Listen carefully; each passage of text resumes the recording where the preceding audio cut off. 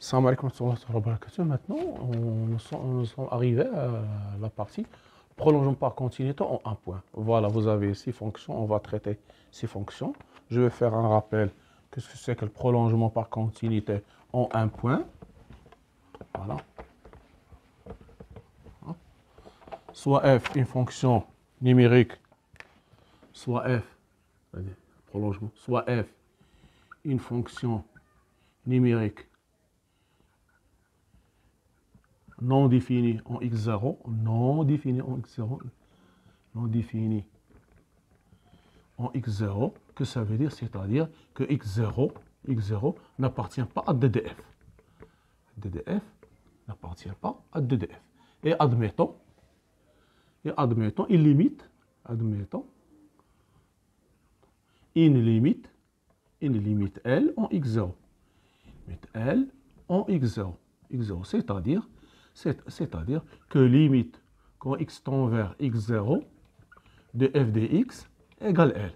x0 n'appartient pas à DDF, la première condition. La deuxième, limite en x0 de f de x égale L. Alors,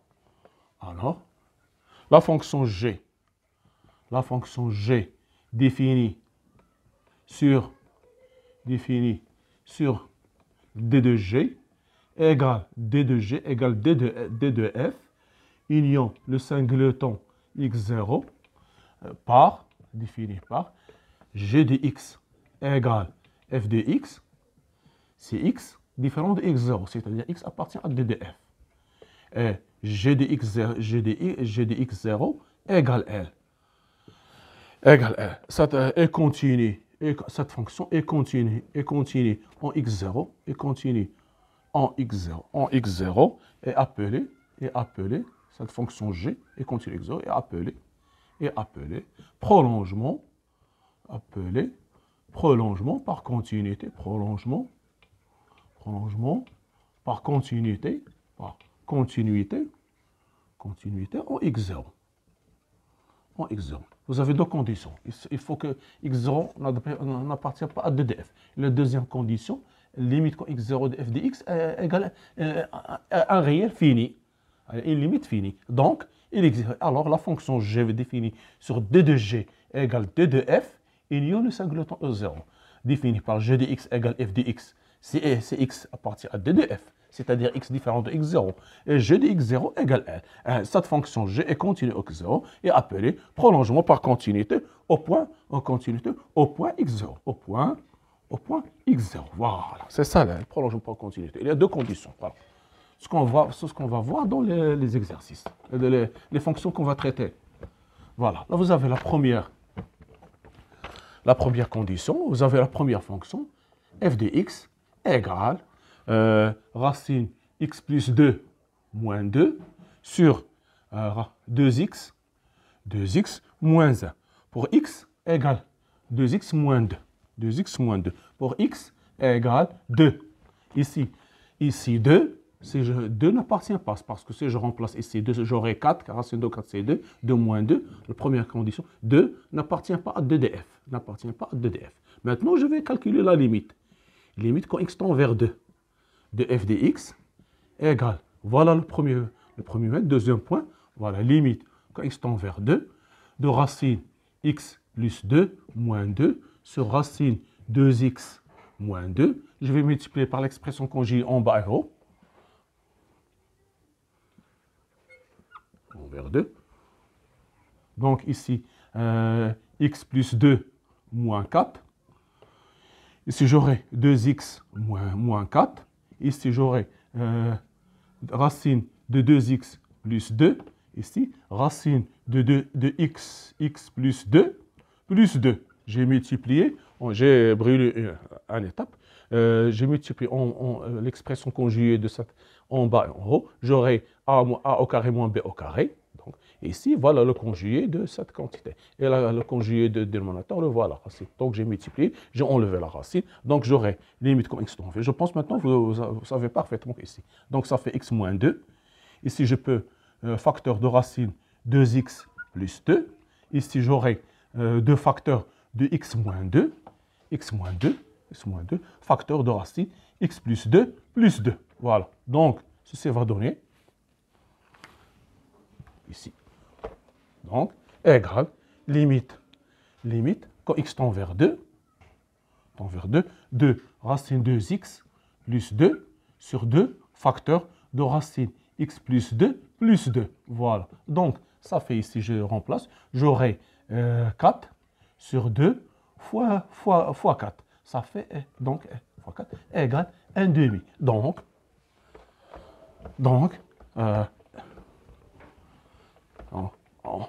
f est prolongeable par continuité. Alors, f admet un prolongement par continuité, admet un prolongement par continuité, Je vais noter par continuité au point 2, défini par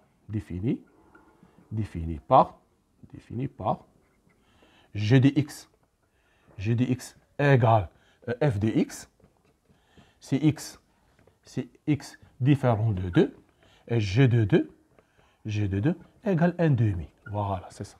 C'est ça le prolongement par continuité. Voilà. Voilà pour la première.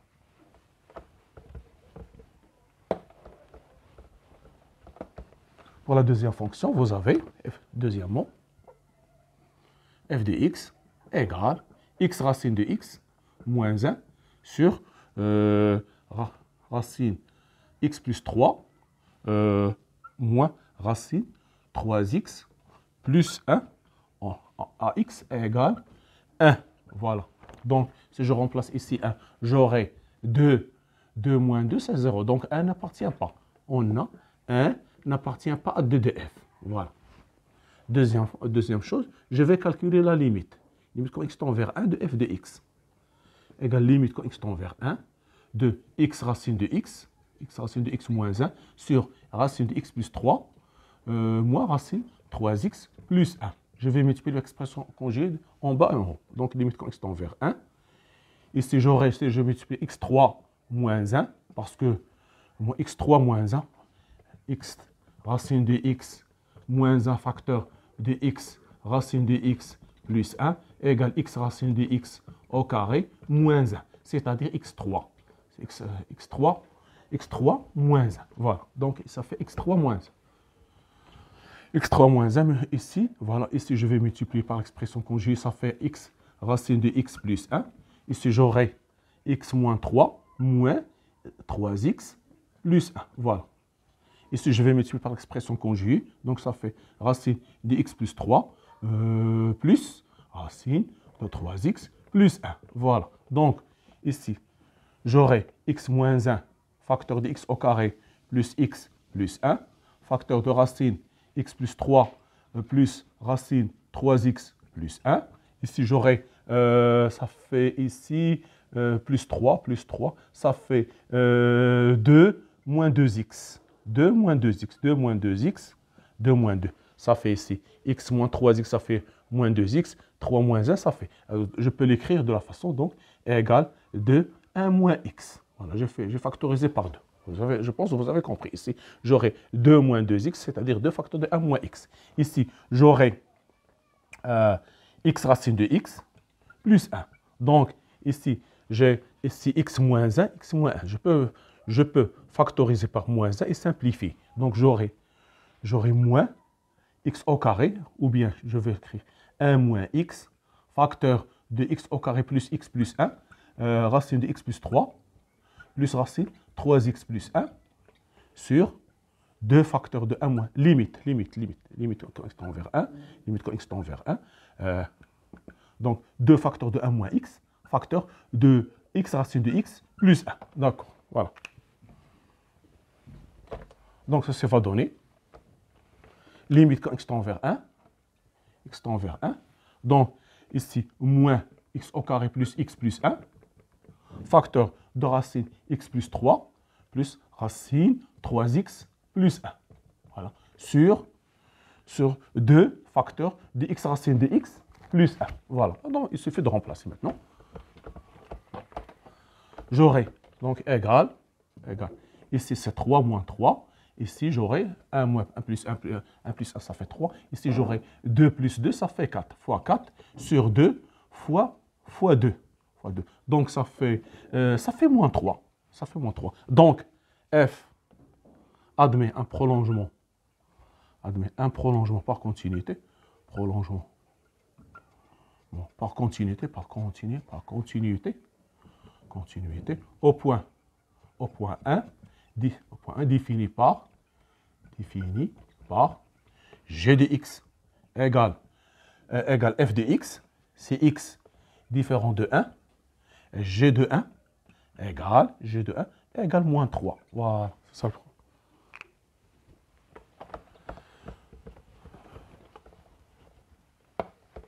Troisièmement, voilà, vous avez la troisième fonction, f de x égale, ça fait 1 moins x au carré, 1 moins x au carré, ici, racine x plus 5, plus racine de 3x plus 7, moins 4. Ici, a égale moins 1. Voilà. Donc, si je remplace ici moins 1, ça fait 0. Donc, 1, la première condition, moins 1 n'appartient pas à d de f. Voilà. Deuxième point, je vais calculer la limite. Limite quand x tend vers moins 1 de f de x. Égale limite quand x tend vers moins 1 de racine x plus 5 plus racine de 3x plus 7 moins 4 sur 1 moins x au carré. Voilà. C'est une forme indéterminée. Si je remplace ici par moins 1, ça fait 4, ça fait 2, 2 plus 2, ça fait 4, 4 moins 4, ça fait 0. Regardez, il suffit de mettre, dans la première vidéo, nous avons fait une fonction, nous avons traité une limite de ce genre. Regardez ce que je vais faire. x plus 5. Si je remplace ici plus x plus 5, si je remplace ici par moins 1, j'aurai quoi? J'aurai 2. Donc, je vais partager ce moins 4. Ici, moins 2. Ici, plus racine 3x plus 7, moins 2. Ici, je remplace, c'est combien? Ça fait moins 1, ça fait 4. 4, racine de 4, ça fait 2. Donc, ici, j'ai racine de 5 plus 2 moins 2, racine de 3x plus 7 moins 2 sur 1 moins x au carré. Voilà. Donc, j'aurai deux limites. Limite quand x tend vers moins 1. Racine de 5 plus 5 moins 2 sur 1 moins x au carré, plus racine 3x plus 7, moins 2, sur 1 moins x au carré. La majorité des cas, lorsqu'on vous donne deux racines comme ça et un nombre, c'est essayer de partager ce nombre suivant les racines. Vous faites, par exemple, vous remplacez x par la valeur. Vous trouvez, par exemple, nous avons, par exemple, ici, par exemple, ici, je pense, 4, racine de 4, ça fait, racine de 4 plus 5, ça fait 9, racine de 9, c'est 3. Je retranche 3 et je partage le nombre qui est ici en suivant la racine. Ici, j'ai 2 et 2, alors je partage 4 en moins 2, moins 2. Voilà. Donc, je vais traiter chaque limite individuellement. Donc, je vais traiter cette limite, puis cette limite. Donc, limite quand x tend vers moins 1 de racine de x plus 5, moins 1 sur 1 moins x, facteur de 1 plus x. 1 plus x, c'est une identité remarquable, égale à moins 1. Donc, je vais multiplier par l'expression conjuguée, moins 1, limite en moins 1. Donc, ici, moins 2, x plus 5, moins 4 sur 1 moins x, facteur de 1 plus x, facteur de racine de x plus 5 plus 2. Voilà, égale, limite quand x est moins 1, x plus 1 sur 1 moins x, facteur de 1 plus x, fois racine x plus 5 plus 2 égale limite quand x est moins 1 de 1 sur 1 moins x fois racine de x plus 5 plus 2. Donc, ceci va donner, si je remplace, j'aurai ici 1 sur 2 fois 4. Je remplace ici moins 1, ça fait 2, plus 5, ça fait 4. Racine de 4. 2 plus 2 fois 4. Donc, égale 1 huitième. La première, nous avons trouvé qu'elle égale 1 huitième. Maintenant, la deuxième. Voilà. La première égale 1 huitième. Je vais calculer la deuxième. Limite. quand x tend vers moins 1 de 3x plus 7, 3x plus 7, moins 2 sur 1 moins x, facteur de 1 plus x, égale limite, quand x tend vers moins 1, 3x plus 7, moins 4 sur 1 moins x, facteur de 1 plus x, fois racine de 3x plus 7 plus 2. Voilà. Donc, égale limite moins 1. Voilà. Donc, ça fait ici 3. Donc, ça fait 3 facteurs de x plus 1, sur 1 moins x, facteur de 1 plus x, facteur de racine 3x plus 7 plus 2. Ça fait limite moins 1. 3 sur 1. Moi, je n'ai pas de place, j'écris sur la même ligne, mais vous devez les écrire correctement l'une sur l'autre. Moi, je n'ai pas de place. 1 moins x, facteur, racine de 3x plus 7 plus 2. Voilà. Donc, si je remplace, j'aurai ici 3 sur 2 fois 4. Ici, je remplace par moins 1. Donc, j'aurai 4, 2, ça fait 2. Donc, fois 4, ça fait 3 huitièmes. Donc, la limite, donc cette limite-là égale 1 huitième plus 3 huitièmes égale 4 huitièmes égale 1 demi. Voilà. Donc, la limite existe. Donc, la limite est finie. C'est un réel fini. C'est une valeur finie. Donc, un réel fini. Donc, f admet appartient à R, ceci appartient à R. Donc, f admet un prolongement par continuité,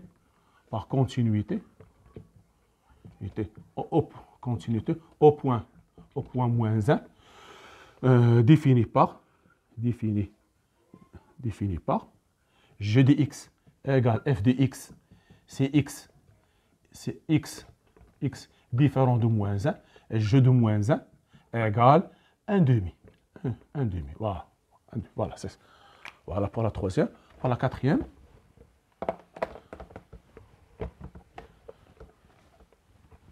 Voilà. Maintenant, vous avez f de x, quatrièmement, f de x égale x moins sinus x sur x plus sinus x égale 0. Et c'est évident. Donc, 0, le premier point. 0 n'appartient pas à 2 de f. Deuxième chose, limite quand x tend vers 0 de f de x égale limite quand x tend vers 0 de x moins sinus x sur x plus sinus x. C'est évident et c'est fait de factoriser par x. Limite quand x tend vers 0, x facteur de 1 moins sinus x sur x facteur de 1 plus sinus x sur x égale limite quand x tend vers 0, 1 moins sinus x sur 1 plus sinus x sur x égale 1 moins 1 sur 2 sur 1 plus 1, ça fait 0. Donc, f admet un prolongement.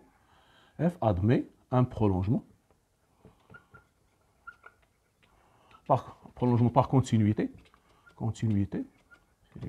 Au point 0, défini par g de x égale f de x. C'est x différent de 0. G de 0 égale 0. Voilà. On passe aux choses sérieuses. Voilà. Maintenant, je pense que vous avez compris maintenant le principe. Donc, sixièmement, voilà, c'est une fonction très importante. F égale x moins alpha, x à la puissance p, moins alpha à la puissance p, sur x à la puissance q, moins alpha à la puissance q, avec alpha, x en a égale alpha. A égale alpha, et P et Q, deux entiers naturels. P et Q appartient à N2, deux entiers naturels, non nuls, deux entiers naturels non nuls. Voilà. D'accord. Ici, faites très attention comment je dois traiter. Il suffit de voir ce qu'on appelle le nombre dérivé. Mais regardez. Ici, par exemple, alpha n'appartient pas à 2df. Voilà, la première des choses, alpha n'appartient pas à 2df. C'est alpha, donc vous aurez 0. Alpha n'appartient pas à 2df. Voilà le premier. Maintenant, limite. Limite quand x tend vers alpha de f de x égale limite quand x tend vers alpha de x à la puissance p moins alpha à la puissance p sur x à la puissance q moins alpha à la puissance q. Voilà, qu'est-ce que je peux faire? Regardez bien. Limite quand x tend vers p, alpha, pardon. Ici, je vais mettre x à la puissance p moins alpha à la puissance p sur x moins alpha. Ici, x à la puissance q moins alpha à la puissance q sur x moins alpha. Voilà. Pour la première, je vais l'appeler par exemple limite quand x tend vers alpha. Alpha de x à la puissance p moins alpha à la puissance p sur x à moins alpha.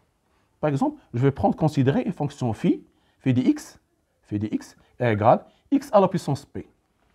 F est dérivable, phi est dérivable. Phi prime, à quoi égale phi prime de x est égale p, x à la puissance p moins 1. Donc, cette quantité est égale phi prime en alpha.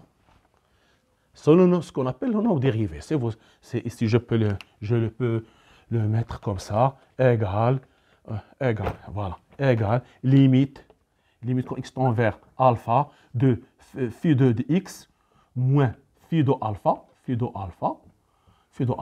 sur x moins alpha égale phi prime en alpha. Phi prime en alpha. C'est la dérivée, c'est le nombre, ce qu'on appelle le nombre dérivé. Donc, phi de x égale x à la puissance p, phi prime de x égale p, x à la puissance p moins 1. Donc, phi prime de alpha égale p à alpha à la puissance p moins 1. Donc, égale p, x à la puissance alpha à la puissance p moins 1. Nous avons calculé la première. Donc, égale la première ici, p alpha à la puissance p moins 1. Maintenant, pour la deuxième.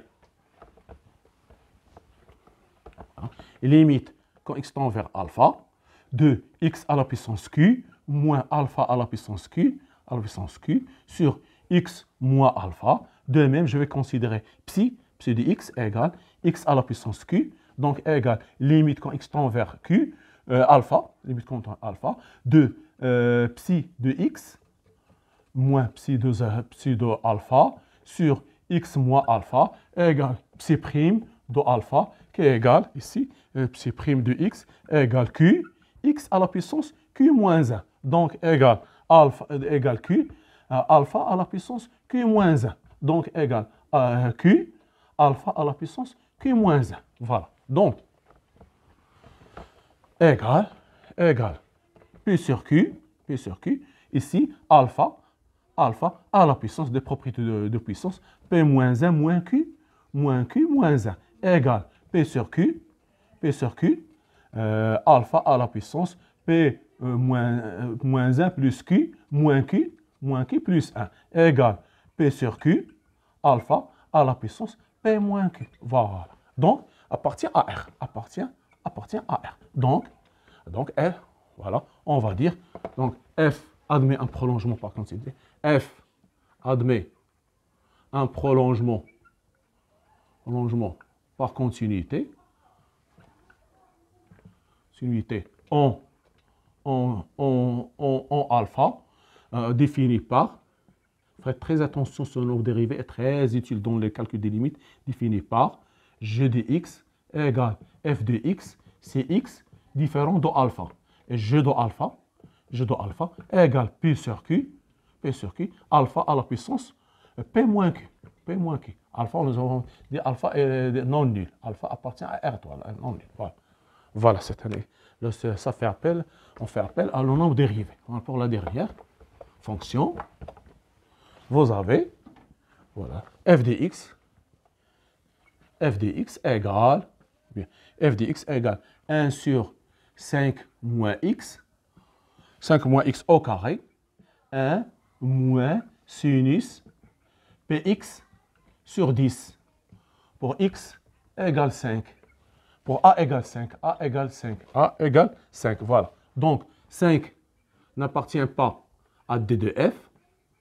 On va calculer la limite.